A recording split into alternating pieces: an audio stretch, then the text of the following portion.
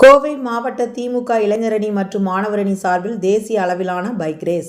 பல்வேறு மாநிலங்களிலிருந்து ஆர்வத்தோடு கலந்து கொண்டு சாகசத்தில் ஈடுபட்ட பந்தய வீரர்கள்.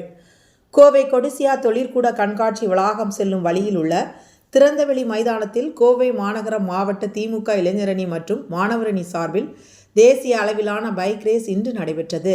இந்த நிகழ்ச்சியை கோவை மாநகர் மாவட்ட திமுக செயலாளர் கார்த்திக் கலந்து கொண்டு தொடங்கி வைத்தார். தேசிய அளவிலான பைக் ரேஸ் நடைபெறுவதால் தமிழ்நாடு, கேரளா, கர்நாடகா, ஆந்திரா மற்றும் வட இந்தியாவை சேர்ந்த பல்வேறு மாநிலங்களில் இருந்தும் 100க்கும் மேற்பட்ட வீரர்கள் ஆர்வத்தோடு கலந்து கொண்டு தங்களது திறமையை வெளிப்படுத்தினர்.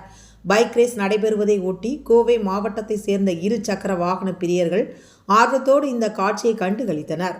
குறிப்பாக ஆஃபர் என்று சொல்லக்கூடிய கருட புலனான சாலைகளில் பைக் ரேஸ்கள் சீறி பாய்ந்து சென்ற காட்சி பொதுமக்களை ஆச்சரியத்தில் ஆழ்த்தியது.